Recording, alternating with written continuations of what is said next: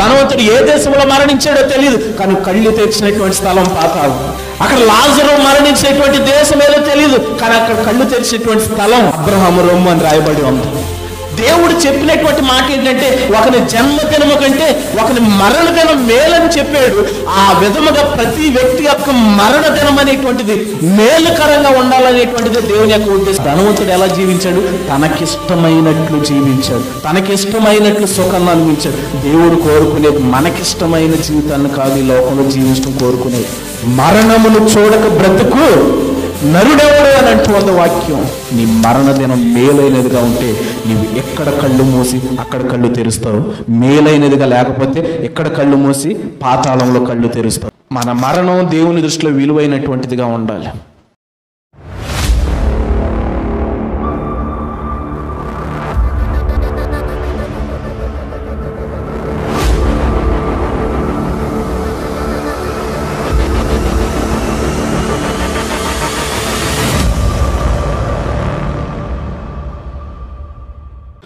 మన ప్రభువును ప్రియరక్షకుడైన యేసుక్రీస్తు వారి నామ పేరిట అందరికీ వందనాలు. చూడండి, పరిశుద్ధ బైబిల్ గ్రంథంలో నుంచి కీర్తనల గ్రంథము 89వ అధ్యాయము 48వ వాక్యలేఖనాన్ని చదువుకుందాం. మరణమును చూడక బ్రతుకు నరుడెవడు, పాతాళం యొక్క వశము కాకుండా తను తాను తప్పించుకొని వాడెవడు. ప్రభునందు ప్రియమైన వారలారా, పరిశుద్ధ బైబిల్ గ్రంథంలో నుంచి చదువుకున్న మాటలను మనం జాగ్రత్తగా పరిశీలన చేస్తే మనిషి యొక్క జీవితంలో మరణము, జననము అనేటువంటివి సహజమైనటువంటి విషయాలు. ఒక మనిషి పుట్టడం అనేటువంటిది ఎలాగైతే సహజమో, ఒక మనిషి మరణించమనేటువంటిది కూడా అది అందరికీ సాధారణమైనటువంటి విషయం. డబ్బున్నవారు మాత్రమే బ్రతుకుతారు, డబ్బు లేని వారు మరణిస్తారు అనటానికి అది మనం ఒప్పుకోతగేటువంటి విషయం కాదు.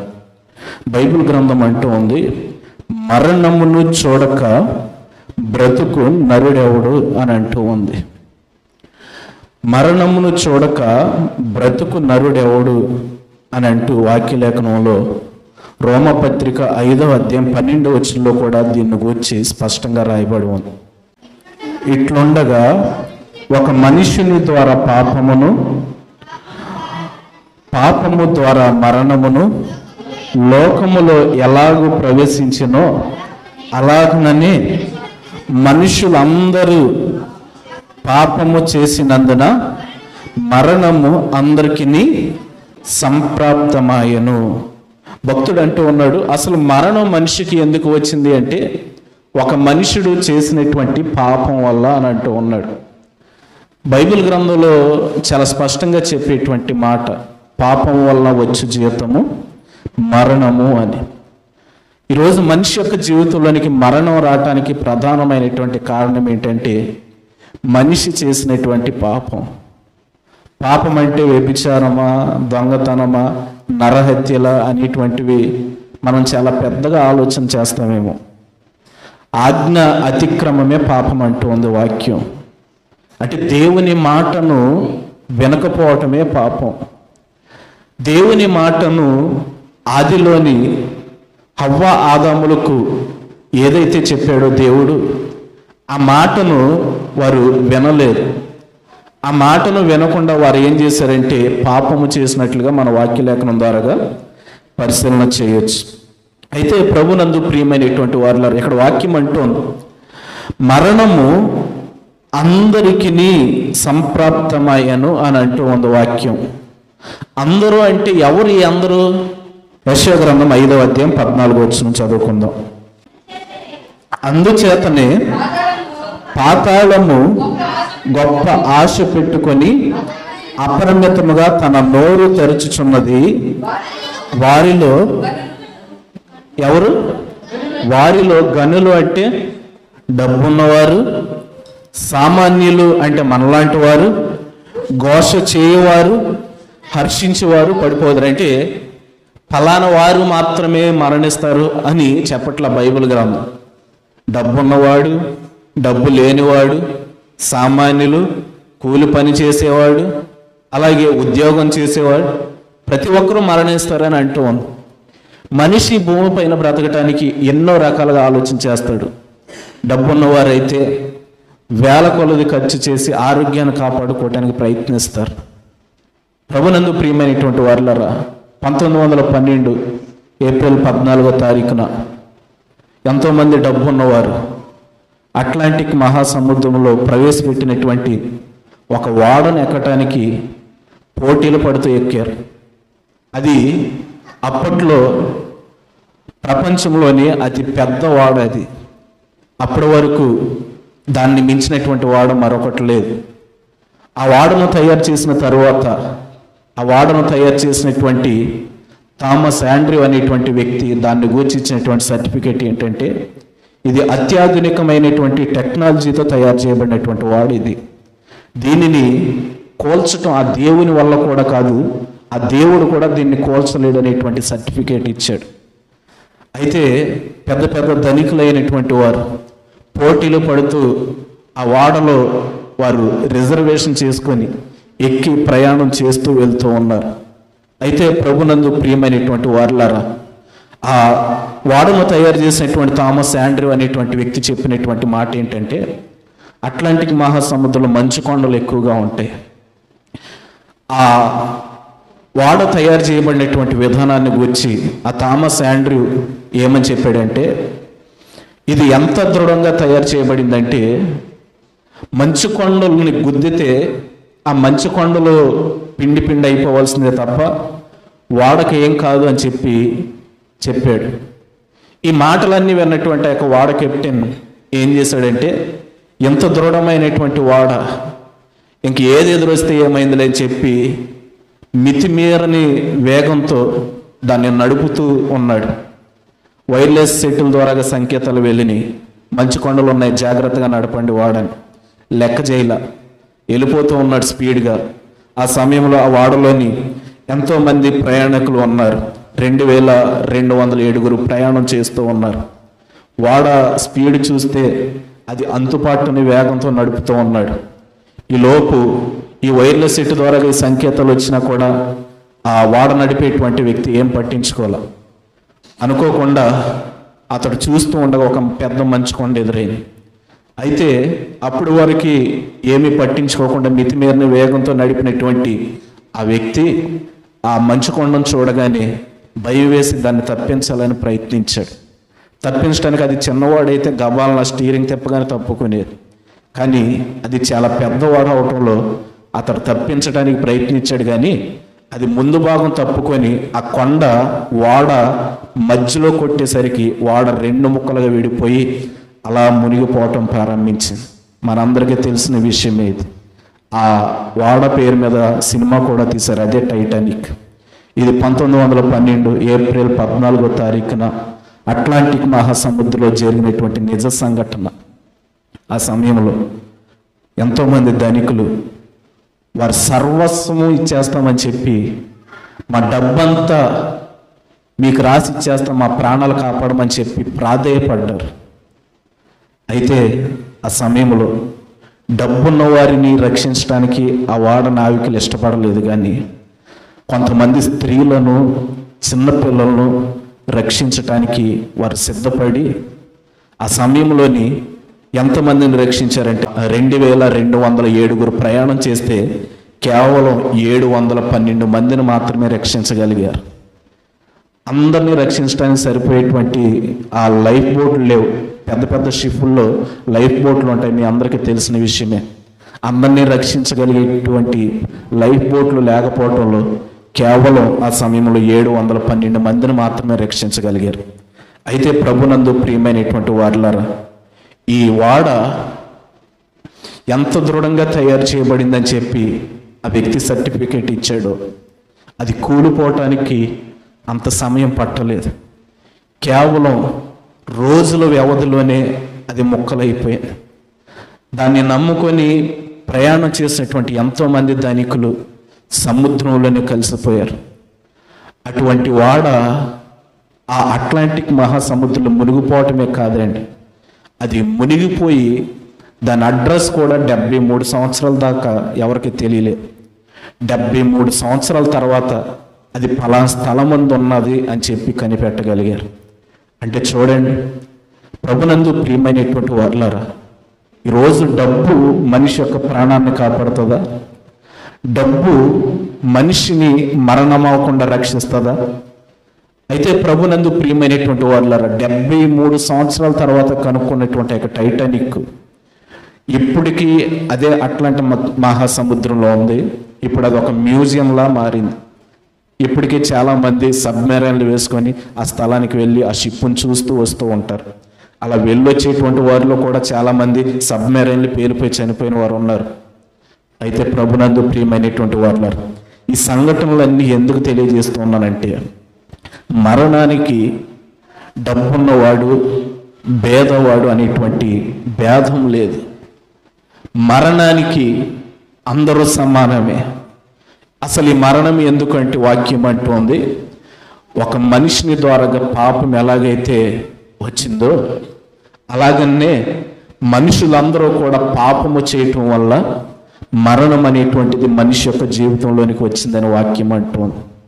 ప్రభునందు ప్రియమైన వారులారా, వాక్య లేఖనంలోని మనం జాగ్రత్తగా పరిశీలన చేస్తే మరణాన్ని గురించి వాక్య లేఖనం ఏమంటూ ఉందంటే, దశలోనికి రాసిన మొదటి పత్రిక 4వ అధ్యాయం 13వ వచనాన్ని చదువుకుందాం.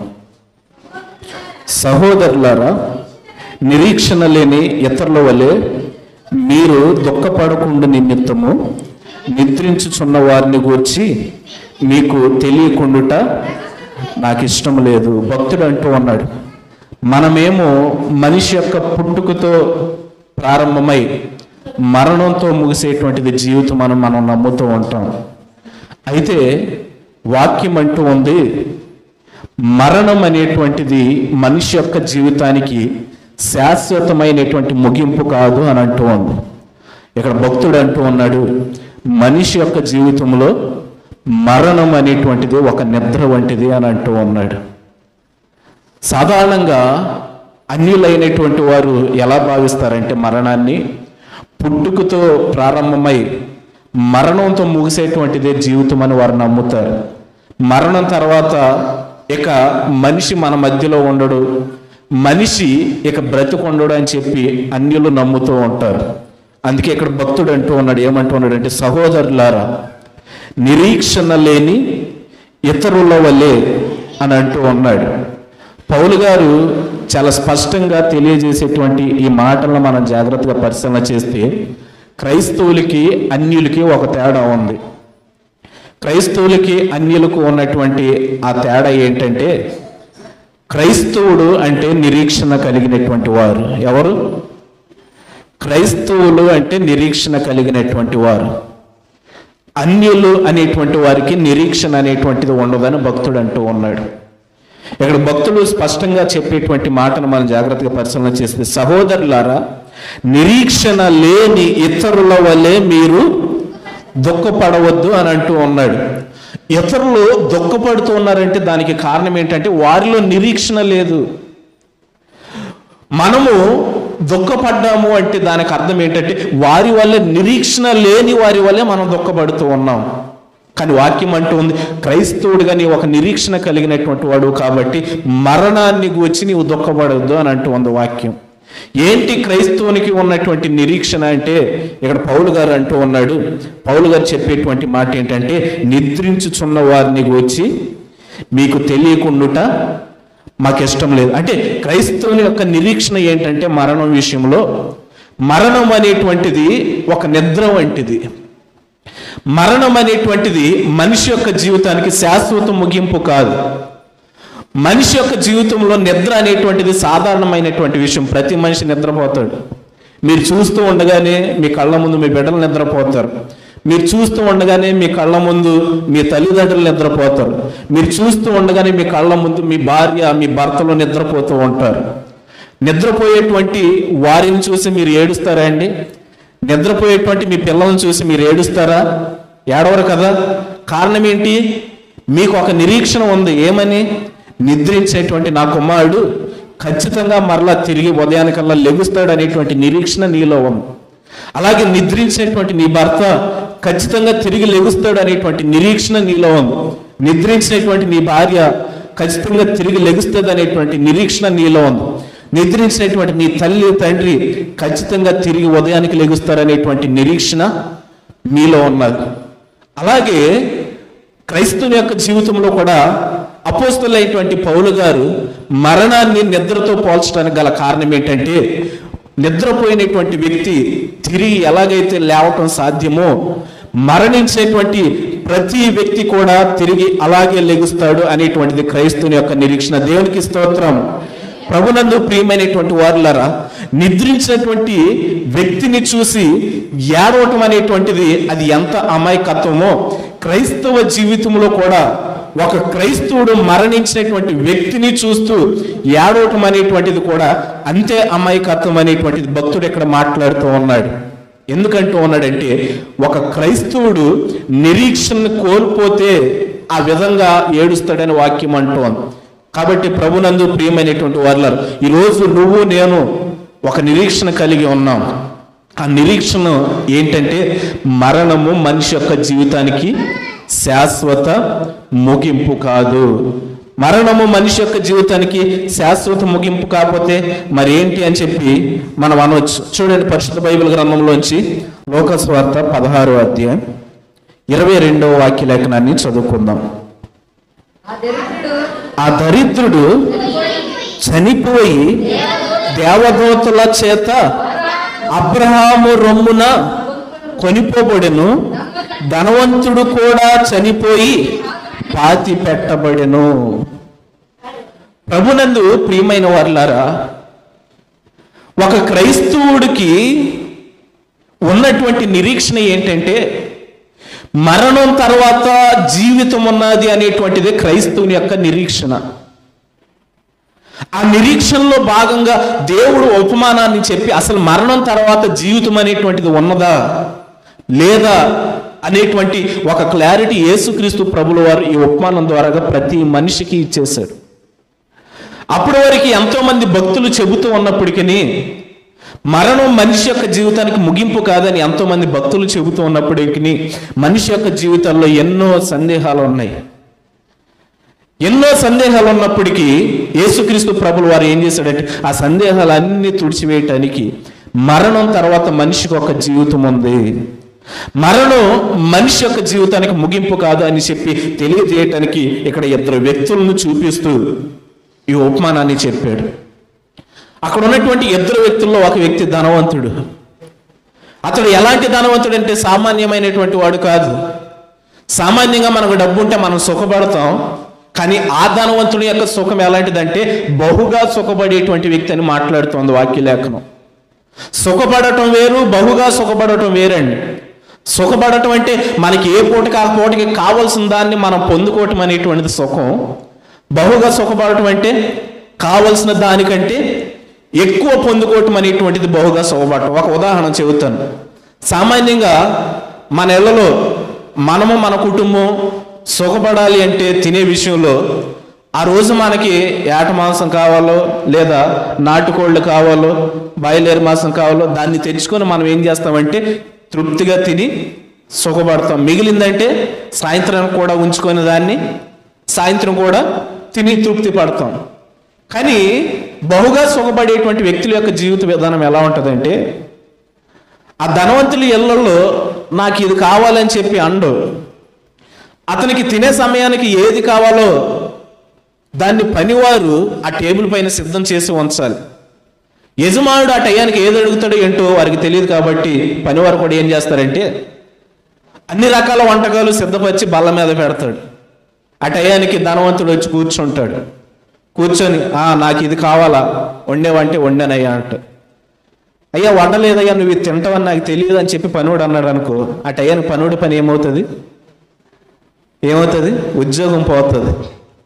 నేను నీకు చెప్పాలంటారా వండటం తెలియదు అని చెప్పి ఆ పనివాడి మీద డామ్ డూమ్ అని ఎగిరి 4 అన్ని తిట్టి ఉద్యోగం పీకి పడేస్తాడు. అందుకని పనివారు ఏం చేస్తారంటే యజమానుడు చెప్పకుండానే అనేక రకాల వంటలు సిద్ధం చేసి టేబుల్ పైన పెడతారు.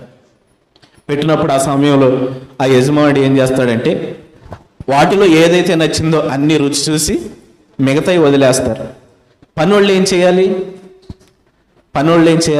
మా యజమానుడు ఇన్ని వంటలు వండితే ఒక్క కూరే తిన్నాడు కదా, మిగిలిన కూరలన్నీ దాచిపెట్టి ఫ్రిడ్జ్లో పెట్టి సాయంత్రం పెడదాం అని చెప్పి దాచిపెడితే ధనవంతుడు ఊరుకుంటాడా? ఊరుకోడే. ఒకటి బహుగా సుఖపడేటువంటి వ్యక్తి యొక్క విధానం ఎలా ఉంటుందంటే ఏ పూటకు ఆ పూట అనేక రకాల వంటకాలు కావాలి. ఆ ఉండేటువంటి వంటకాలు కూడా ఫ్రెష్గా ఉండాలి, ఎప్పటికప్పుడు సిద్ధం చేసినవి కావాలి. అలా ఉండేటువంటి ధనవంతుడు బహుగా సుఖపడుతూ ఉన్నటువంటి ఒక సందర్భం, అదే ఇంటి వాకిట లాజరు ఉన్నాడు. మనం అందరం పరిశీలన చేయొచ్చు. లాజరు ఉన్నటువంటి స్థానం ఏంటంటే ధనవంతుని యొక్క ఇంటిలో కాదు, ధనవంతుని యొక్క ఇంటి వాకిట. అయితే ధనవంతుని యొక్క ఇంటి వాకిట లాజరు ఎందుకు ఉన్నాడు అనేటువంటిది మనం పరిశీలన చేస్తే వాక్యం అంటూ ఉంది, ధనవంతుని యొక్క బల్ల కింద పడు రొట్టె ముక్కలను ఏరుకొని తినటం కోసం ఉన్నాడని వాక్యం స్పష్టంగా చెబుతుంది. మనం ఒక ఆలోచన చేద్దాం. ధనవంతుని యొక్క బల్ల కింద పడేటువంటి రొట్టె ముక్కలు ధనవంతుని యొక్క ఇంటిలోనే కదా పడతాయి. మరి ధనవంతుని ఇంటి వాకిట ఉన్నటువంటి లాజరు ధనవంతుని ఇంటి లోపలికి వచ్చి ఆ బల్ల కింద పడేటువంటి రొట్టె ముక్కలు ఏరుకొని తిన్నాడు అనుకుందామా మనం? చెప్పండి, రానిస్తాడా? రానిచ్చేవాడైతే ఇంటి వాకిట ఎందుకు ఉంటాడు లాజరు? అయితే ఒక విషయాన్ని మనం గమనించాలి. మిగిలింది కానీ బల్ల కింద పడేటువంటి వాటిని కానీ పనివారు ఏం చేస్తారండి? ఇంటి వాకిట చెత్త కుప్ప మీద పడేస్తారు ఆహారాన్ని.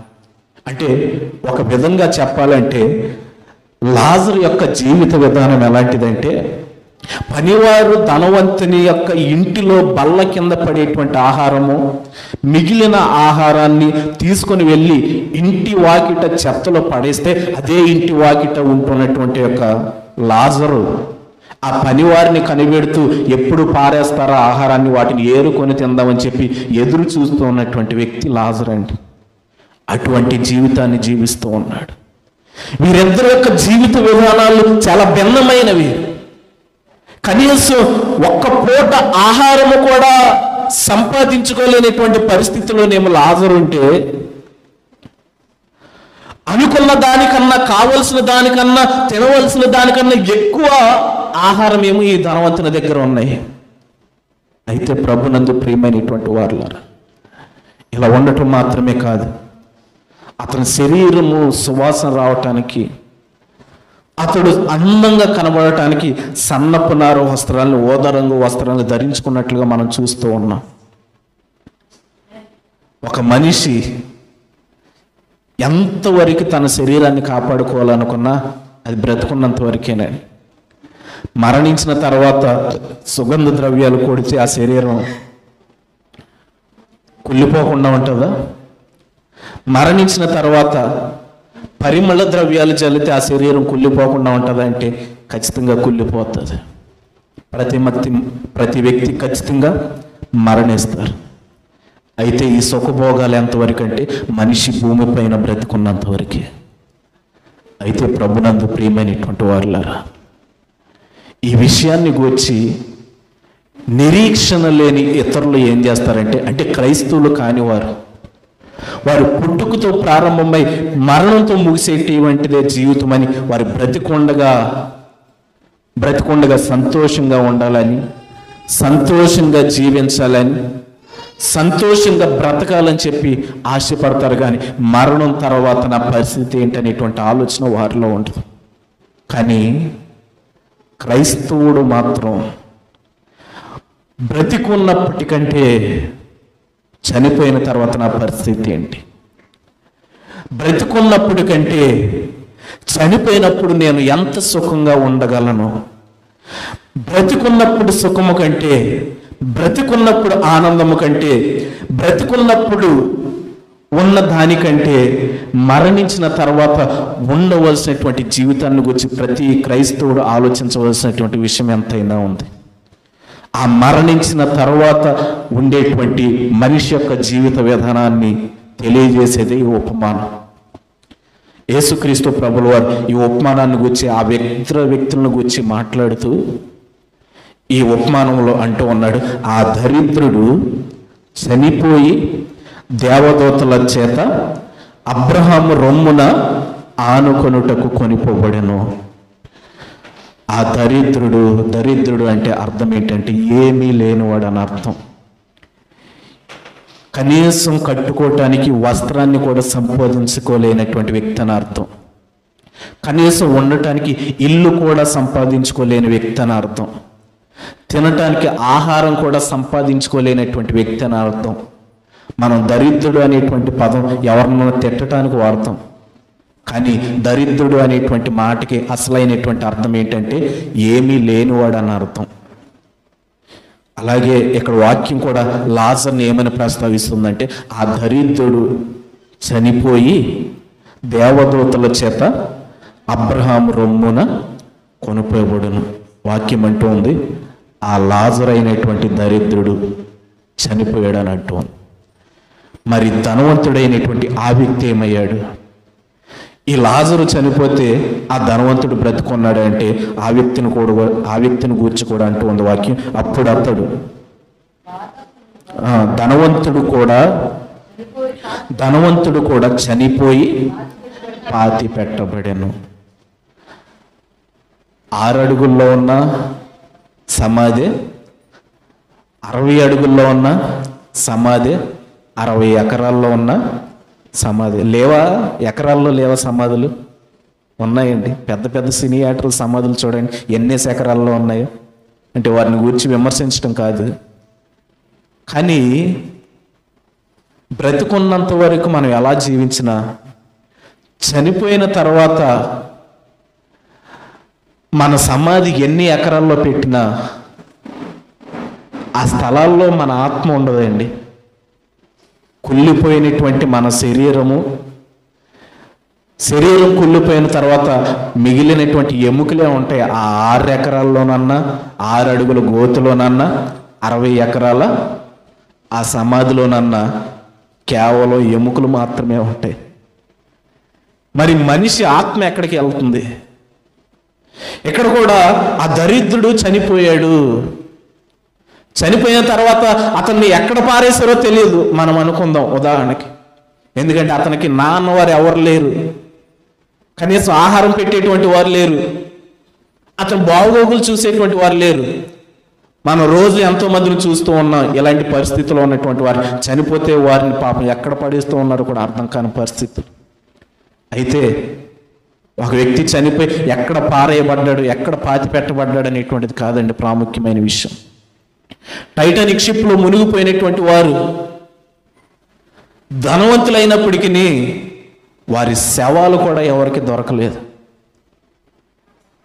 కానీ ప్రభునందు ప్రియమైనటువంటి వారులారా, మనిషి చనిపోయిన తర్వాత ఎక్కడ పాతి పెట్టబడ్డాడు, ఎలా పాతి పెట్టబడ్డాడు అనేటువంటిది కాదు ప్రాముఖ్యమైనటువంటి విషయం. ఇక్కడ ధనవంతుడిని కూర్చి కూడా రాయబడి ఉంది, ధనవంతుడు కూడా చనిపోయి పాతి పెట్టబడ్డాడు. ధనవంతుడు కూడా చనిపోయి పాతి పెట్టబడ్డాడు. అయితే ప్రభునందు ప్రియమైనటువంటి వారు, లోకానుసారంగా మనిషి యొక్క జీవితానికి ముగింపిది. లోకానుసారంగా మనిషి యొక్క జీవితానికి ముగింపు పాతి పెట్టటం. అయితే వాక్యం అంటోంది, అది నిరీక్షణ లేని ఇతరుల యొక్క ఆలోచన. కానీ క్రైస్తవుడు ఒక నిరీక్షణ కలిగిన వాడు. క్రైస్తవుని యొక్క నిరీక్షణ ఏంటంటే మరణం అనేటువంటిది ఒక నిద్ర వంటిది. నిద్రపోయినటువంటి వ్యక్తి మరలా ఎలాగైతే కళ్ళు తెరుస్తాడో, మరణించిన ప్రతి క్రైస్తవుడు కళ్ళు తెరిచేటువంటి సమయం ఉంది. అలాగే ధనవంతుడు మరణించాడు, లాజరు మరణించాడు. మరణించినటువంటి వీరిద్దరూ ఎక్కడ కళ్ళు తెరిచారో చూద్దాం. 23వ వచనం, అప్పుడు అతడు పాతాళములో బాధపడుచు కన్నులెత్తి దూరము నుండి అబ్రహామును అతని రొమ్మున ఆనుకొని ఉన్న లాజరును చూచి, ఎవరు బాధపడేది? ఎవరు? ధనవంతుడు. అదేంటి, చనిపోయాడు కదా. చనిపోయిన తర్వాత మరలా బాధ ఏంటి? వాస్తవమే కదా. చనిపోయిన తర్వాత మరలా బాధ ఏంటి? ఉంటుందా మనిషి యొక్క జీవితానికి బాధ? ఏమండి, మనం చూస్తుండగానే ఎంతోమంది మన పితరులు చనిపోయారు కదా. చనిపోయిన వారు బాధపడతారా? ఇక్కడ వాక్యం అంటూ ఉంది, చనిపోయినటువంటి ధనవంతుడు ఎక్కడ కళ్ళు తెరిచాడంటే పాతాళములో కళ్ళు తెరిచాడు. మరలా చదవండి. అప్పుడు అతడు పాతాళములో బాధపడుచు కన్నులెత్తి, అంటే బాధపడటం మాత్రమే కాదు కానీ కళ్ళు కూడా తెరిచాడు. చనిపోయినోడు కళ్ళు తెరవడు కదా, చనిపోయిన వాడు చూడడు కదా. కానీ ఇక్కడ చనిపోయినటువంటి ఈ ధనవంతుడు పాతాళంలో బాధపడుతున్నాడు, కళ్ళు తెరిచాడు. కళ్ళు తెరిచి చూస్తున్నాడు. ఎవరిని? చనిపోయినటువంటి మరొక వ్యక్తిని చూస్తూ ఉన్నాడు. ఆ వ్యక్తి ఎవరు? లాజరు. చనిపోయినటువంటి ఈ ధనవంతుడు పాతాళంలో కళ్ళు తెరిస్తే మరణించినటువంటి లాజరు మాత్రం అబ్రహాము రొమ్మున ఆనుకొని కూర్చున్నాడు. అంటే లాజరు కళ్ళు తెరిచినటువంటి స్థలం ఏంటి చూడండి. అప్పుడు అతడు పాతాళములో బాధపడుచు కన్నులెత్తి దూరం నుండి అబ్రహాము రొమ్మున ఆనుకొని ఉన్న లాజరును చూచి, తండ్రి అయిన అబ్రహామా, నా యందు కనికరపడి తన వేలి కొలను నీళ్లలో ముంచి నా నాలుకను చల్లార్చుటకు లాజరును పంపుము, నేను ఈ అగ్ని జ్వాలల్లో యాతన పడుచున్నానని కేకలు వేసి చెప్పాను.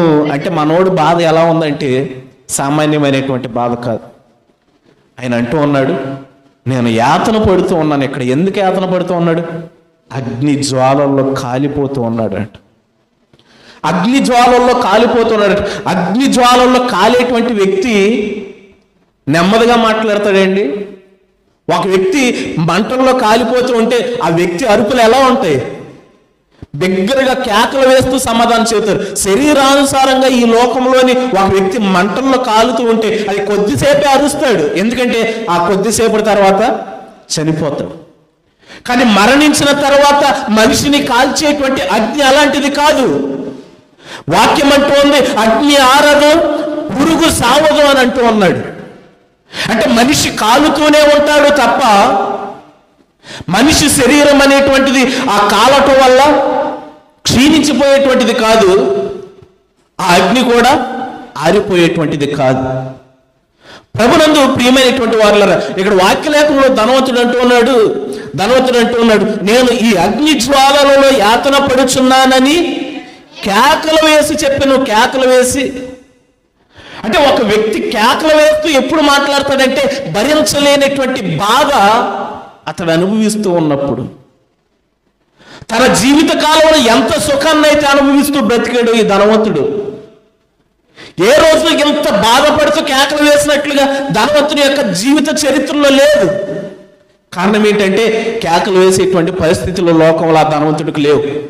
లెక్కలేనంత సమృద్ధిగా డబ్బు ఉంది, ఆహారం ఉన్నది. ఏ విధంగా అంటే ఒక విధంగా మనం పరిశీలన చేస్తే లోకస్వార్త 12:19 మరొక ధనవంతుడు కనబడతాడు. ఆ ధనవంతుడు అంటూ ఉంటాడు, నా ప్రాణమా అనేక సంవత్సరములకు విస్తారమైన ఆస్తి నీకు సమకూర్చబడి ఉన్నది, సుఖించుము, తినుము, త్రాగుము, సంతోషించుము అని చెప్పి తన ప్రాణంతో చెప్పుకుందాం అని అనుకుంటూ ఉన్నాడు. బహుశా ఈ ధనవంతుని యొక్క పరిస్థితి కూడా అలాగే ఉండి ఉండొచ్చేమో. తన జీవిత కాలంలో ఈ ధనవంతుడు వల్లే బహుశా సుఖపడినటువంటి వ్యక్తి. ఏ రోజు కష్టం అంటే ఈ ధనవంతుడికి తెలియదు, బాధ అంటే ఈ ధనవంతుడికి తెలియదు. బాధపడినటువంటి వ్యక్తుల జోలు కూడా ఈ ధనవంతుడు వెళ్ళినట్లు మనకి బైబిల్ గ్రంథంలో కనబడదు. అలా వెళ్ళిన వాడైతే తన ఇంటి వాకిట ఉన్నటువంటి లాజర్నే లోపలికి చేర్చుకుని ఆశ్రయం ఇచ్చి ఆహారాన్ని పెట్టేవాడు. కానీ అలాంటి పరిస్థితి కూడా, అంటే అతడు బాధపడలేదు, బాధపడే వారిని పట్టించుకోలేదు కూడా ఏ రోజు. కానీ మొట్టమొదటిసారి మరణించిన తర్వాత, వాక్యలేఖనం ప్రకారం చెప్పుకోవాలంటే నిద్రించిన తర్వాత, నిద్రపోయిన వ్యక్తి పాతాళంలో కళ్ళు తెరిచాడు. ఈ భూమిపైన నిద్రపోయినటువంటి వ్యక్తి పాతాళంలో కళ్ళు తెరిచి, మనం కొన్ని సందర్భాల్లో నిద్రపోయినప్పుడు కలలు కంటామండి. కలలు కానీ అమెరికాలో ఉన్నట్టు, థాయిలాండ్లో ఉన్నట్టు, న్యూజిలాండ్లో ఉన్నట్టు కళ్ళకంటాం.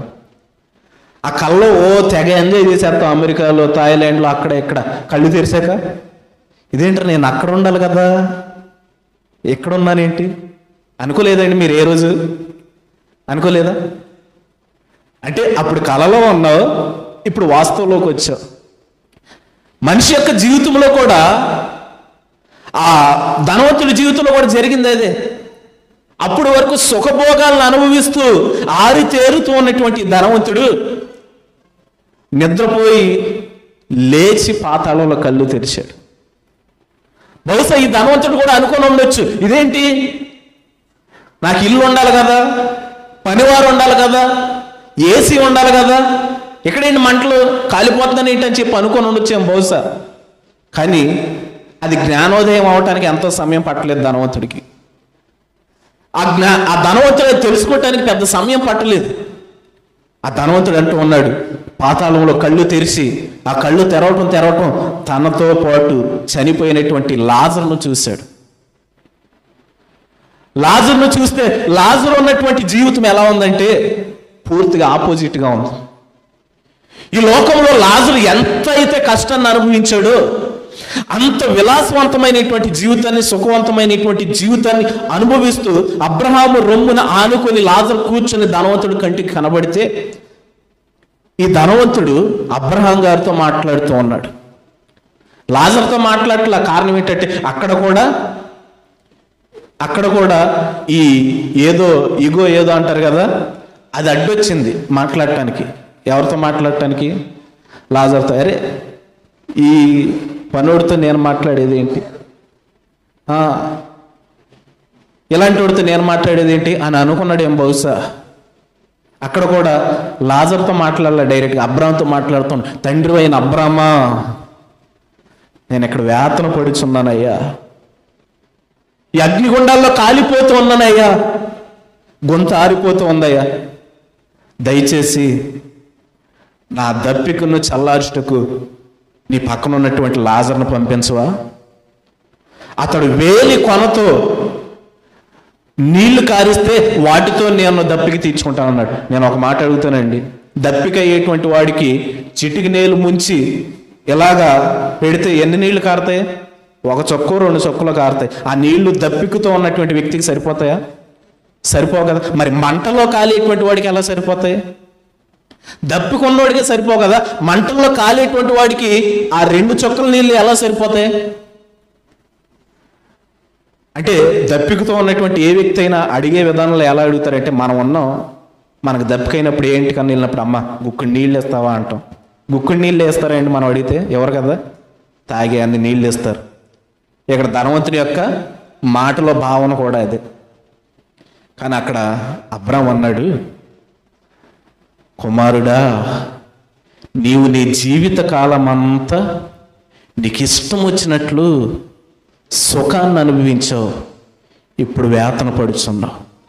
కానీ లాజరు అయితే తన జీవితమందు కష్టం అనుభవించినని జ్ఞాపకం చేసుకో అని అంటున్నాడు. చదవండి అన్నమాట ఒకసారి 25 వచనం. అందుకు అబ్రహాము, కుమారుడా, నీవు నీ జీవిత కాలమందు నీకు ఇష్టమైనట్టు, ఎలాగంట, నీవు నీ జీవిత కాలమందు నీకు ఇష్టమైనట్టు.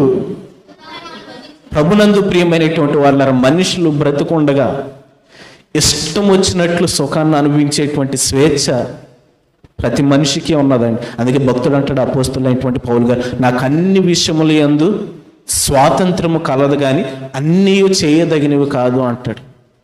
మనిషి అన్నీ చేయటానికి ఒక స్వాతంత్రం ఉంది కానీ అన్నీ చేయదగినవి కాదు. ఒకవేళ అన్నీ చేయాలి అనుకుంటే వాటి ప్రతిఫలం ఎప్పుడు ఉంటుందంటే మరణించిన తర్వాత ఉంటుంది. ఇక్కడ దేవుడు అదే అంటూ ఉన్నాడు, కుమారుడా, నీవు నీ జీవిత కాలమందు నీకు ఇష్టమైనట్టు సుఖం అనుభవించితివి, అలాగనే లాజరు కష్టం అనుభవించినని జ్ఞాపకము చేసుకును. ఇక్కడ అంటూ ఉన్నాడు అబ్రాహాం గారు, నీవు నీ జీవిత కాలమందు నీకు ఇష్టమైనట్టు సుఖం అనుభవించావు, తిన్నావు, త్రాగావు, తిరిగావు, నీ ఇష్టానుసారంగా బ్రతికావు. కానీ లాజరు కష్టం అనుభవించినని జ్ఞాపకం చేసుకొను. ఇప్పుడైతే వాడు ఇక్కడ నెమ్మది పొందుచున్నాడు, నీవు యాతన పడుచున్నావు. అంతేకాక ఇక్కడ నుండి మీ యొద్దకు దాటగోరు వారు దాటి పోజాలకుండునట్లు, అక్కడి వారు మా యొద్దకు దాటి రాజాలకుండునట్లు మాకును మీకును మధ్య మహా అగాధమంచబడి ఉన్నదని చెప్పిన. ఇక్కడ అంటూ ఉన్నాడు అబ్రహాం గారు, కుమారుడా, నీవు నీ జీవిత కాలం అందు నీకిష్టమైనట్టు, ఒక మనిషి ఎప్పుడైతే భూమిపైన తనకిష్టమైనట్లు జీవించాలని ఆశపడతాడో, తనకిష్టమైనట్లు సుఖపడాలని ఆశపడతాడో, మంచిదే ఆ విషయం. కానీ ఆ సుఖము మరణించిన తర్వాత మన జీవితానికి యాతనకరంగా ఉంటుందనేటువంటి విషయాన్ని మనం మర్చిపోకూడదు. ఇక్కడ అబ్రహాం గారు అంటూ ఉన్నాడు.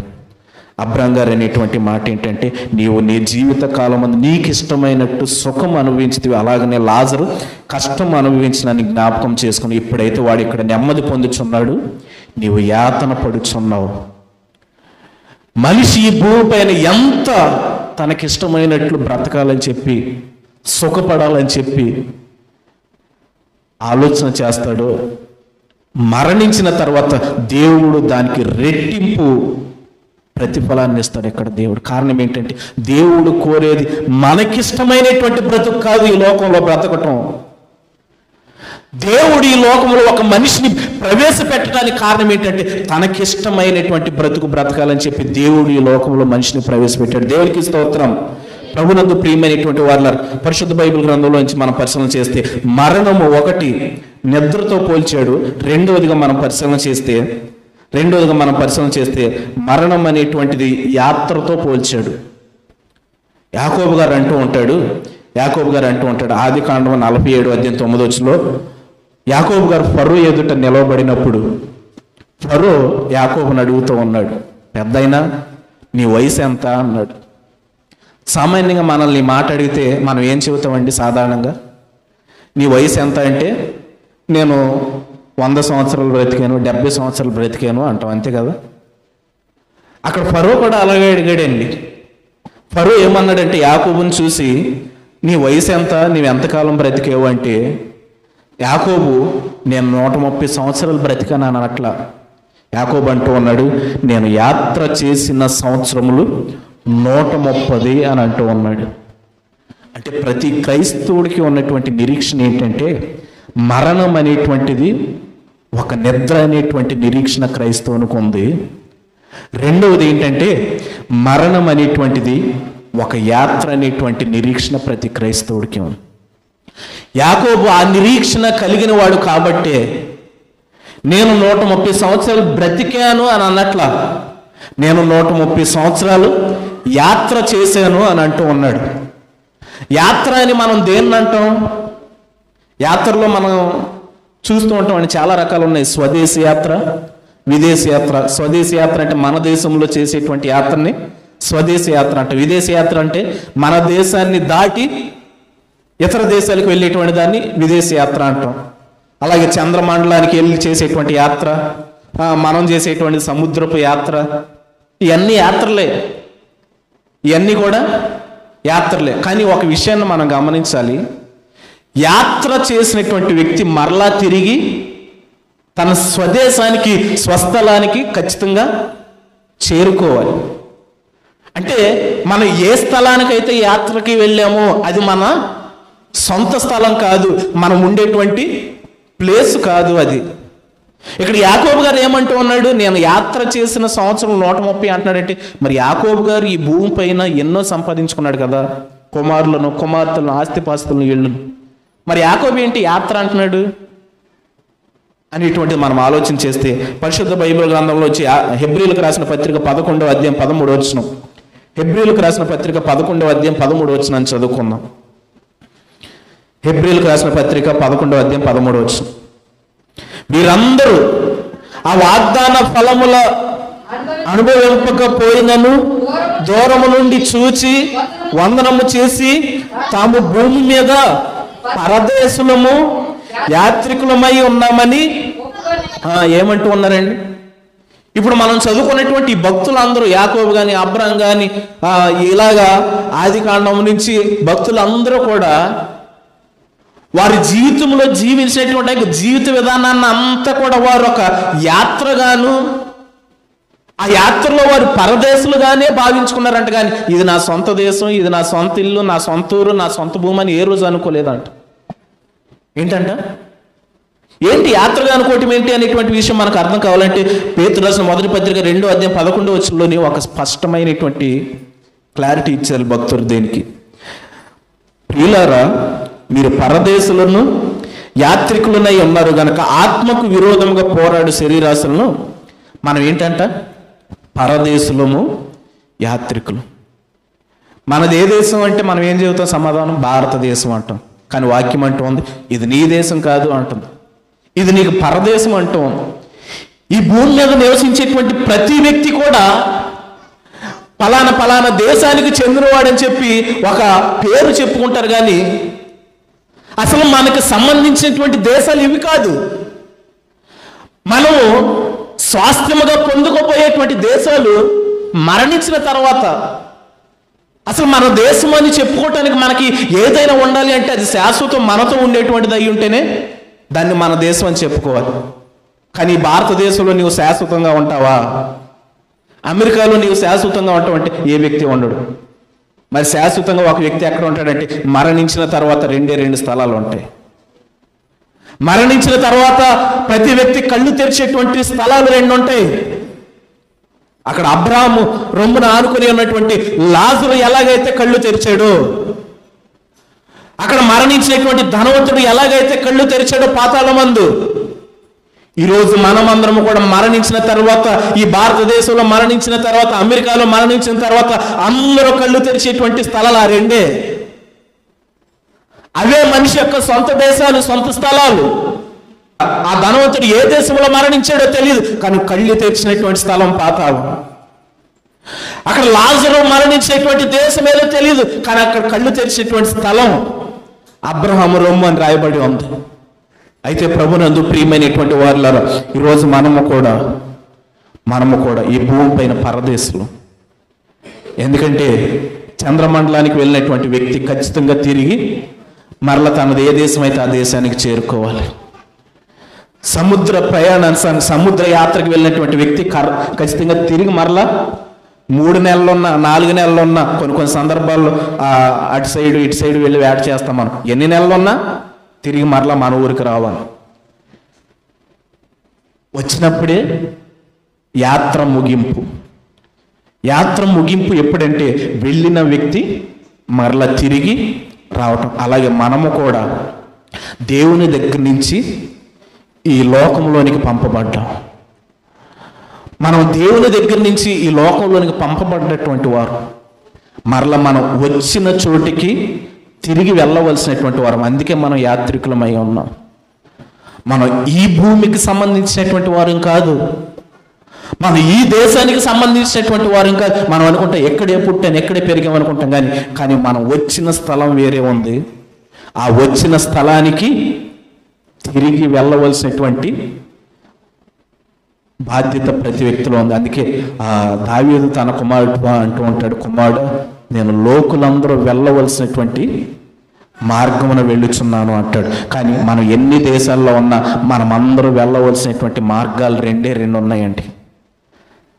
ఆ 2 మార్గాలలో మనం కళ్ళు తెరిచేటువంటి మార్గాన్ని గురించి మనం బ్రతికుండగా ఒక మనిషి యాత్ర చేయడానికి వెళ్ళాడంటే ఆ యాత్రలో తాను చేసేటువంటి యాత్రలో ఏదో ఒక ప్రతిఫలాన్ని సాధించాలి.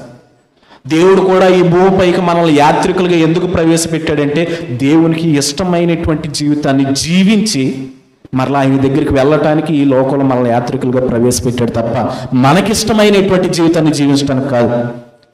అలా మనకిష్టమైనటువంటి జీవితాన్ని జీవిస్తే అక్కడ ధనవంతుడిని కూర్చుంటూ భూమి పైన నీకు ఇష్టం వచ్చినట్లు నీవు సుఖాన్ని అనిపించావు, అందుకే ఇప్పుడు యాతన పడుతున్నావు అన్నాడు అబ్రహాం.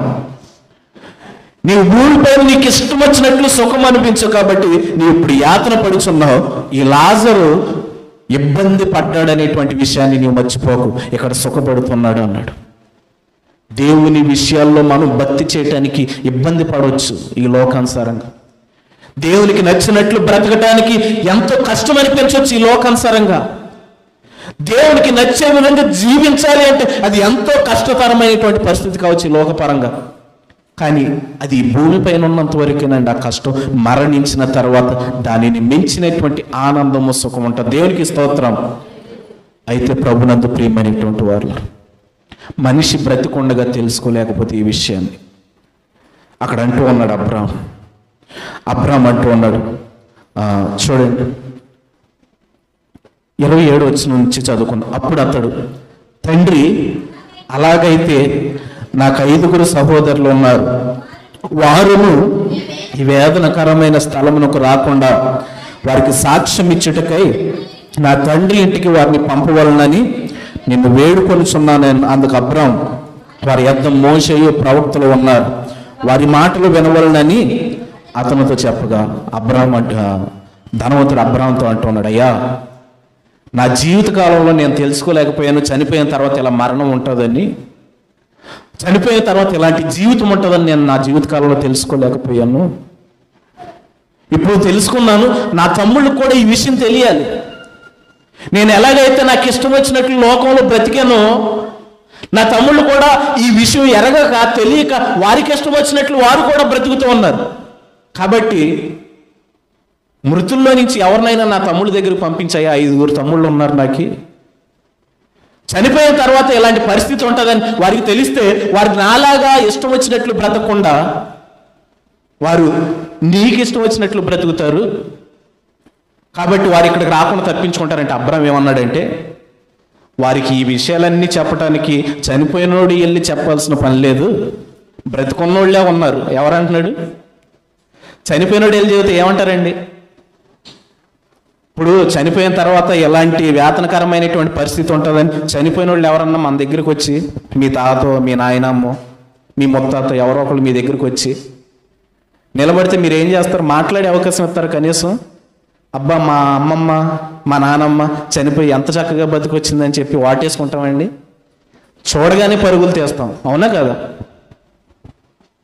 అబ్రాం గారు కూడా అన్నది అదే, అయ్యా, ఈ విషయాలు నీ సహోదరులకి తెలియజేయటానికి మోషేయు ప్రవక్తలు వారి మధ్యన ఉన్నారు.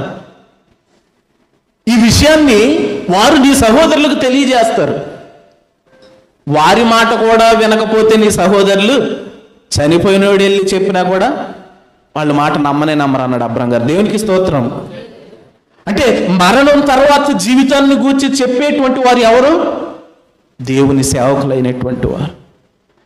మరణం తర్వాత ఎటువంటి జీవితం ఉంటుందో, జీవించవలసినటువంటి పరిస్థితి ఏంటో, భూమిపైన ఎలా జీవిస్తే మరణం తర్వాత మనిషి యొక్క జీవితం ఎలా ఉంటుందో తెలియజేయటానికి మోషేయు ప్రవక్తలు ఉన్నారని చెప్పి అబ్రాహాము ధనవంతుడితో మాట్లాడాడు. అయితే ప్రభునందు ప్రియమైనటువంటి వారు, ఈరోజు మన జీవితం కూడా మరణం తర్వాత మేలైనటువంటి జీవితం ఉండాలి అంటే అది ఎలా ఉండాలనేటువంటిది మనం ఆలోచించేద్దాం. బైబిల్ గ్రంథం అంటూ ఉంది, చూడండి. పరిశుద్ధ బైబిల్ గ్రంథంలో నుంచి ప్రసంగి గ్రంథం 7వ అధ్యాయం 1వ వచనాన్ని చదువుకుందాం.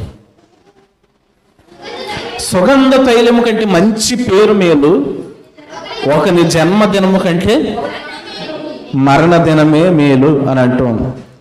నేను ఒక మాట అడుగుతాను, మనిషి పుట్టినప్పుడు సంతోషం కలిగిద్దా, చనిపోయినప్పుడు సంతోషం కలిగిద్దా? మేలైనది ఏదైనా మనిషికి ఏం కలిగిస్తుంది? మేలైనది ఏదైనా మనిషికి సంతోషాన్ని కలగచేయాలి వాస్తవానికి. కానీ మనిషి మరణించిన తర్వాత ఏ వ్యక్తి అయినా సంతోషపడతాడా? మరణించిన తర్వాత ఏ వ్యక్తి అయినా ఏం చేస్తాడంటే బాధపడతాడు, దుఃఖపడతాడు. కానీ ఇక్కడ వాక్యం ఏమంటూ ఉంది? ఒకరి జన్మదినము కంటే మరణదినం మేలు అంటూ ఉంది. ఎవరైనా పుట్టినప్పుడు కదండి సంతోషపడేది. రాజకీయ నాయకుడు కొడుకు పుడితే ఆ రాజకీయ నాయకుడి కింద ఉన్నటువంటి పార్టీదారులు అందరూ పండగ చేసుకుంటారు. రాజకీయ నాయకుడు పుట్టినరోజు వస్తే ఇక్కడ బాంబులు, టపాసులు పేలుస్తారు, అవునా కదా? చూస్తున్నాం కదా మన కళ్ళారా.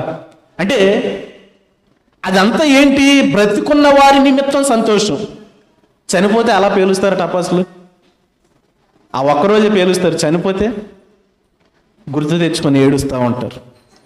అంటే చనిపోయిన తర్వాత టపాసులు పేల్చిన అది ఆనందం కూడిన టపాసులు కాదు, అవి వేరే విధమైనవి. పలానా వ్యక్తి చచ్చిపోయాడు రా బాబు అని తెలియజేయటానికి పెళ్లి టపస్లే కానీ అయ్యి ఆనందంతో కూడిని కాదు. అయితే ప్రభునందు ప్రియమైనటువంటి వాళ్ళ వాక్యం అంటుంది, ఒకని జన్మదినం కంటే మరణ దినం మేలంటుంది. మరణ దినము మేలైతే అది ఎలా మేలు అనేటువంటిది మనం ఆలోచన చేద్దాం. వాక్యలేఖనంలో నుంచి కీర్తన గ్రంథం 116వ అధ్యాయం 15వ వచనాన్ని చూసుకుందాం. యెహోవా భక్తుల మరణము ఆయన దృష్టికి విలువ గలది. ఏంటంట? ఒక మనిషి బ్రతుకున్నప్పటికంటే మరణించిన తరువాత అతని మరణము మేలైనదిగా ఉండాలండి. అప్పుడే ఈ జీవితానికి ఒక అర్థం అంటూ ఉంది. దేవుడు కోరుకునేటువంటిది ఇది. దేవుడు చెప్పినటువంటి మాట ఏంటంటే ఒకని జన్మదినము కంటే ఒకని మరణ దినం మేలని చెప్పాడు. ఆ విధముగా ప్రతి వ్యక్తి యొక్క మరణ దినం అనేటువంటిది మేలుకరంగా ఉండాలనేటువంటిది దేవుని యొక్క ఉద్దేశం. దేవునికి స్తోత్రం. ఆ విధంగా ప్రతి మనిషి యొక్క మరణ దినం అనేటువంటిది మేలైనటువంటిదిగా ఉండాలి అంటే ఆ బ్రతుకు ఎలా ఉండాలంట? వాక్యం అంటుంది, యెహోవా భక్తుల మరణము ఆయన దృష్టికి విలువైనది. అంటే దేవునికి నచ్చేటువంటి భక్తి చేసేటువంటి వ్యక్తిగా ప్రతి వ్యక్తి ఈ భూమి పైన ఉన్నప్పుడు దేవునికి నచ్చేటువంటి భక్తి చేసేటువంటి ఆ వ్యక్తి మరణించినప్పుడు ఆ మరణం అంట దేవుని దృష్టిలో అది ఎంతో విలువైనదిగా ఉంటుందంట. ఇప్పుడు మరణ దినం ఎందుకు మేలో తెలుసా? ఈరోజు ఒక వ్యక్తి చనిపోయాడంటే ఆ చనిపోయినటువంటి వ్యక్తి యొక్క మరణం ఎవరి దృష్టిలో అయితే విలువైనదిగా ఉంటుందో ఆ విలువను పొందుకున్నటువంటి వ్యక్తి యొక్క మరణం దేవుని దృష్టిలో మేలైనటువంటిదండి. ఒక మనిషి చనిపోయిన తర్వాత ఆ మనిషి మరణం మనుషులకు విలువైనటువంటిదిగా కాదు ఉండవలసింది. ఒక మనిషి చనిపోయిన తర్వాత ఆ మరణము దేవునికి విలువైనట్టుగా ఉంటే ఖచ్చితంగా ఆ మరణం మేలేనండి. అందుకే పౌలు గారు ఏమని మాట్లాడతారో తెలుసా? చూడండి, ఫిలిప్పీయులకు రాసిన పత్రిక 1వ అధ్యాయం 21వ వచనం. నా మట్టుకైతే బ్రతుకుట క్రీస్తే. ఏంటంట? అపోస్తలుడైనటువంటి పౌలు గారు అంటూ ఉన్నాడు, నా మట్టుకైతే బ్రతుకుట క్రీస్తే చావైతే. ఎవరన్నా బ్రతికితే లాభం అనుకుంటారు, అవునా? బ్రతికితే లాభం అని ప్రతి వ్యక్తి అనుకుంటారు. కానీ ఇక్కడ అపోస్తలుడైనటువంటి పౌలు గారు ఏమంటూ ఉన్నాడు? చావైతే నాకు లాభం అంటున్నాడు. చావైతే నాకు లాభం అని పౌలు గారు ఎందుకంటూ ఉన్నాడు? తాను బ్రతికిన బ్రతుకంతా క్రీస్తు కోసం బ్రతికాడండి. అదే అంటూ ఉన్నాడు పౌలు గారు, నా మట్టుకైతే బ్రతుకుట క్రీస్తే. అంటే ఒక వ్యక్తి యొక్క మరణ దినం అనేటువంటిది మేలుకరంగా లాభకరంగా ఎప్పుడు ఉంటుందంటే దేవుని కోసం మనిషి బ్రతికినప్పుడు భూమి పైన. పౌలు గారు తన జీవితం అంతా దేవుని కోసం బ్రతికాడు కాబట్టి ఆ మరణం యొక్క విలువను తెలుసుకోగలిగి పౌలు గారు అంటూ ఉన్నాడు, నేను దేవుని కోసమే బ్రతుకుతాను ఈ లోకంలో, దేవుని కోసమే జీవిస్తాను ఈ లోకంలో. జీవిస్తూ నేను చనిపోయినా కానీ అది నాకు లాభమే అంటూ ఉన్నాడు. అలాగే బ్రతికాడండి పౌలు గారు. పౌలు గారిని రోమ సైనికులు అన్నారు, నువ్వు క్రీస్తు దేవుడు కాదని ఒప్పేసుకొని క్రీస్తుని గురించి ఇక మాట్లాడకుండా ఉంటానంటే నిన్ను వదిలేస్తా ఉన్నారు. ఎలాగన్నారో తెలుసా? అతని మెడని వంచి ఒక మొద్దు పైన పెట్టి ఒక కత్తి పట్టుకొని నీవు గనక యేసు దేవుడు కాదని ఒప్పుకొని మరలా యేసును గురించి మాట్లాడకుండా ఉంటే నిన్ను వదిలేస్తాం. అలా కాదు, యేసే దేవుడు అంటావా, యేసును గురించే ప్రకటిస్తానంటావా, ఈ కత్తి తీసుకొని నీ మెడను తెగ నరుగుతామని చెప్పి సైనికులంటే ఆయన ఒకటే మాట అన్నాడు, నా క్రీస్తు కోసం నేను చనిపోవటానికి సిద్ధమే, చంపేయండి అన్నాడు. చంపేయండి అంటే ఆ రోమ సైనికులు కత్తి తీసుకొని ఆ కత్తితో ఒక నరుకు నరిగితే తల దొర్లుకుంటూ వచ్చింది కొండపై నుంచి కిందకి. క్రీస్తు కోసం మరణించాడు. ఎందుకని తన ప్రాణాన్ని అంత పణంగా పెట్టాడు అపోస్తలుడైనటువంటి పౌలు గారు అంటే మరణము అది క్రీస్తు నిమిత్తమైతే, అది దేవుని దృష్టిలో భక్తి చేసింది అయితే అది దేవుని దృష్టిలో విలువైనటువంటిది అనేటువంటి విషయం పౌలు గారు గమనించాడు.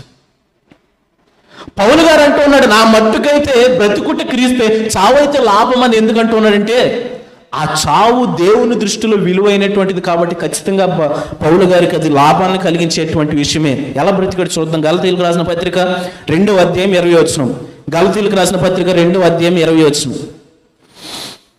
గలతీయులకు రాసిన పత్రిక 2వ అధ్యాయం 20 వచనం, నేను క్రీస్తుతో కూడా సిలువ వేయబడి ఉన్నాను, ఇకను జీవించువాడను. పౌలు గారు అంటూ ఉన్నాడు, బ్రతుకుతున్నది నేనే గాని జీవించేది నేను కాదు, క్రీస్తేసే నా యందు జీవించుచున్నాడు. నేను ఇప్పుడు శరీరమందు జీవించుచున్న జీవితము నన్ను ప్రేమించి నా కొరకు తన్ను తాను అప్పగించుకున్న దేవుని కుమారుని అందులో విశ్వాసం వలన.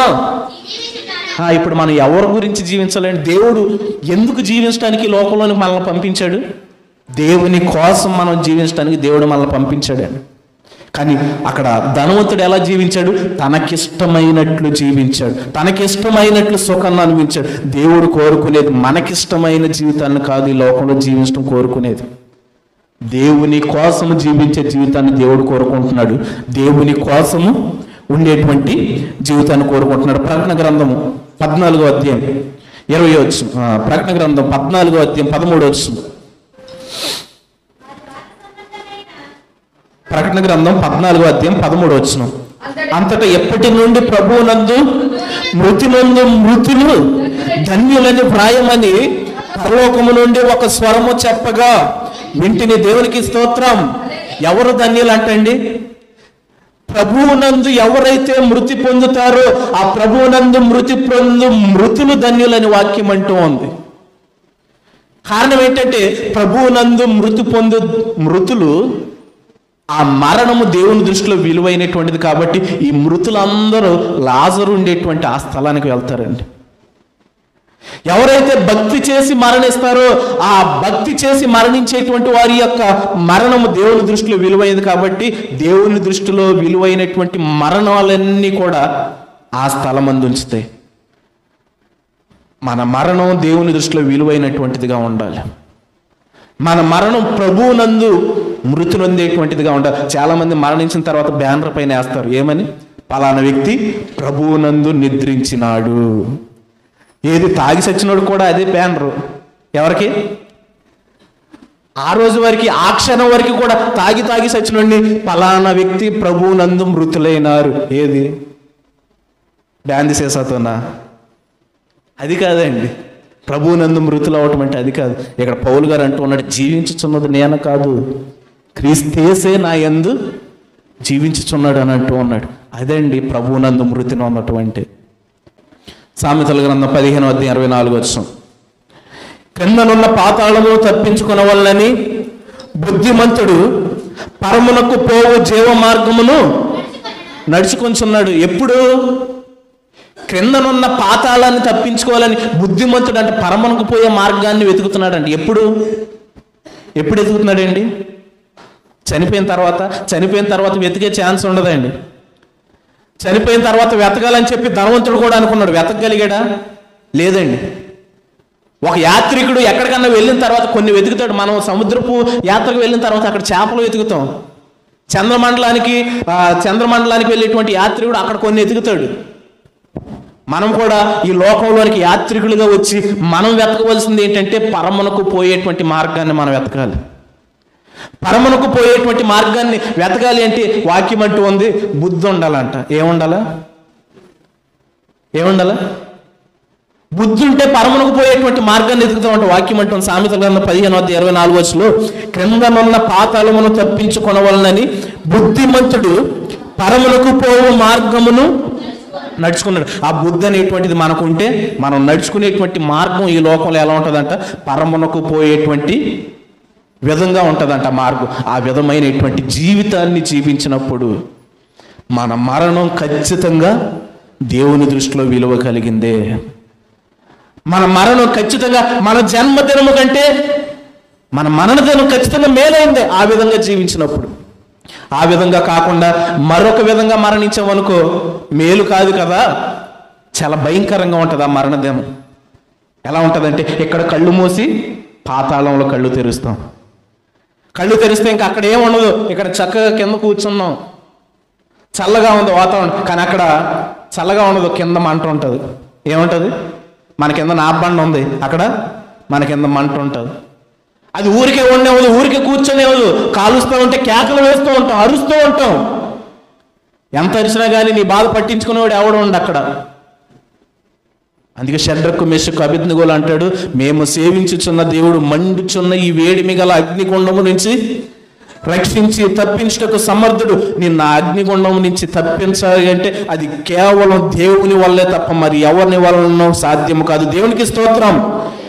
ఆ దేవునిని నీవు ఆశ్రయించగలిగినప్పుడు ఆ పాతాళానికి పోయేటువంటి మార్గాన్ని మనం తప్పించుకుంటాం. ప్రభునందు ప్రియమైనటువంటి వాళ్ళ రెండవదిగా మనం పరిశీలన చేస్తే మన మరణం అనేటువంటిది ఎప్పుడు మేలుగా ఉంటుందంటే శరీర సంబంధంగా. ఇప్పటి వరకు మనం ఆత్మీయ సంబంధంగా చెప్పుకున్నాం. శరీర సంబంధంగా మనం పరిశీలన చేస్తే మన మరణ దినం అనేటువంటిది ఎప్పుడు మేలైందిగా ఉంటుందంటే శరీర సంబంధంగా చూద్దాం. కీర్తన గ్రంథం 90వ అధ్యాయం 10వ వచనం. మా ఆయుష్కాలము 70 సంవత్సరములు, అధిక బలమున్న ఎడల 80 సంవత్సరములగును, అయినను వాటి వైభవం ఆయాసమే దుఃఖమే, అది త్వరగా గతించిను మేము ఎగిరిపోదాము. ఇక్కడ వాక్యం అంటుంది మనిషిని యొక్క ఆయుష్కాలం ఎంత అంట? 70 సంవత్సరాలు అంట. అధిక బలం ఉంటే 80 సంవత్సరాలు అంట. ఆ అధిక బలం అంటే 80 సంవత్సరాలు వచ్చేసరికి, లేదా 80 సంవత్సరాలు దాటిన తర్వాత మనిషి ఏమన్నా చేయగలడా? కనీసం నడవగలడా? కూర్చోగలడా? పోనీ సంతోషం అనేటువంటిది ఉంటుందా బ్రతికినా? మనసులో ఉంటాడు.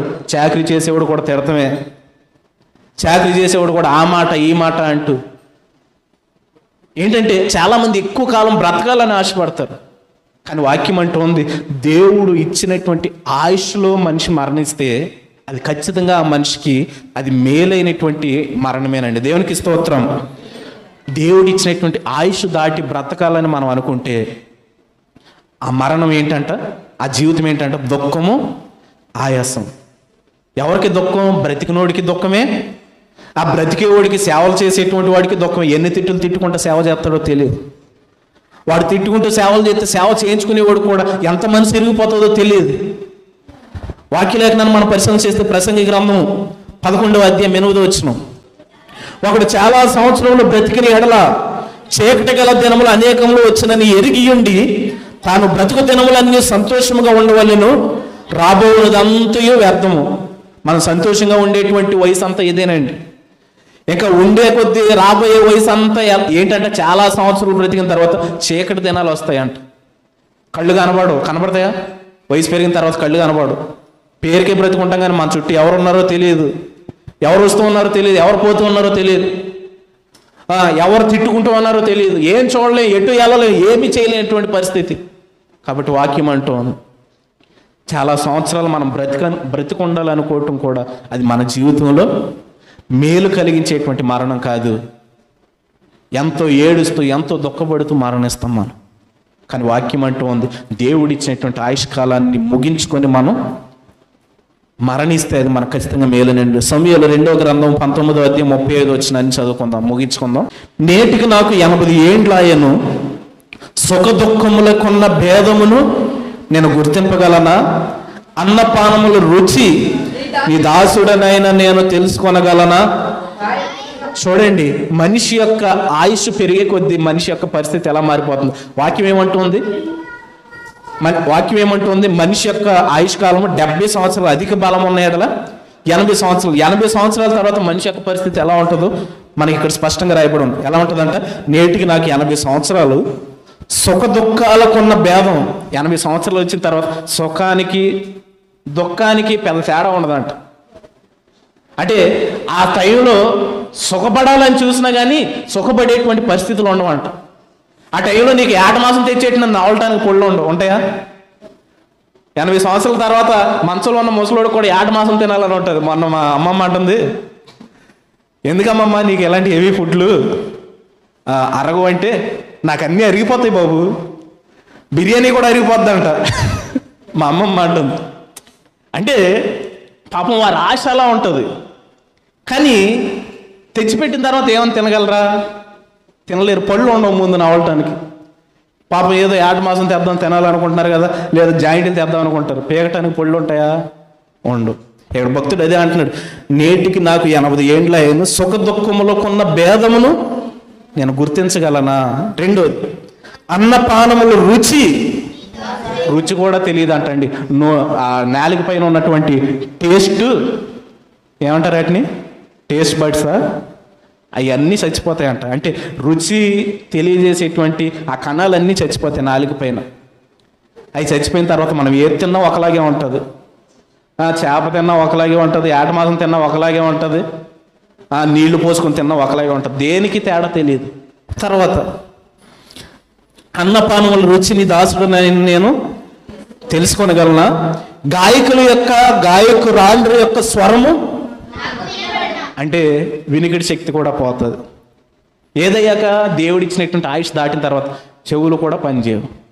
ఎవరన్నా మాట్లాడినా కానీ ఎంత పిలిచినా కానీ వినబడదు. ఇంకా నువ్వు చక్కని పాట పాడి సంతోష పెట్టాలని చూడు, ఆ టైంలో వెళ్ళి వినబడదు. గాయకురాండ్రి యొక్క స్వరము నాకు వినబడినా, కావున నీ దాసుడనైనా నేను నా ఏలిన వాడును రాజునగు నీకు ఎందుకు భారముగా ప్రభునందు ప్రియమైనటువంటి వారులారా, ఇక్కడ అంటూ ఉన్నాడు 80 సంవత్సరాల తర్వాత మనిషి ఉండేది ఏంటంట, భారంగా ఉండటమేనంట. ఏంటంట, దేవుడిచ్చిన ఆయుష్ తర్వాత మనిషి బ్రతుకుంటే ఆ మనిషి బ్రతుకు ఇతరులకు భారమే. కాబట్టి ప్రభునందు ప్రియమైనటువంటి వారులారా, మరణ దినము మేలైనటువంటిదిగా ఉండాలి. మేలైనట్టుగా ఉండాలంటే ఆత్మీయ సంబంధంగా మనం భక్తి చేసి మరణిస్తే అది మేలైనదిగా ఉంటుంది. రెండవది, దేవుడిచ్చిన ఆయుష్ లోపు మనం మరణించాలని కోరుకోవాలి, కానీ ఎక్కువ కాలం బ్రతకాలని మనం కోరుకోకూడదండి. కోరుకుంటే అది మన జీవితంలో ఇతరులకు భారమే తప్ప దానివల్ల ప్రయోజనం ఉండదు. మరణమును చూడక బ్రతుకు నరుడెవడు అని అంటుంది వాక్యం. భూమిపైన పుట్టిన ప్రతి వ్యక్తి మరణిస్తాడు. అయితే నీ జన్మదినము కంటే నీ మరణ దినము మేలుగా ఉండాలి. కారణం ఏంటంటే, నీ మరణ దినం మేలైనదిగా ఉంటే నీవు ఎక్కడ కళ్ళు మూసి అక్కడ కళ్ళు తెరుస్తావు, మేలైనదిగా లేకపోతే ఎక్కడ కళ్ళు మూసి పాతాళంలో కళ్ళు తెరుస్తావు. ఏది కావాలో వాక్యలేఖనం ప్రకారంగా నీవే కోరుకో. దేవుడి కొద్ది వాక్యలేఖనం ద్వారా మనందరినీ దీవించి ఆశీర్వదించునుగాక.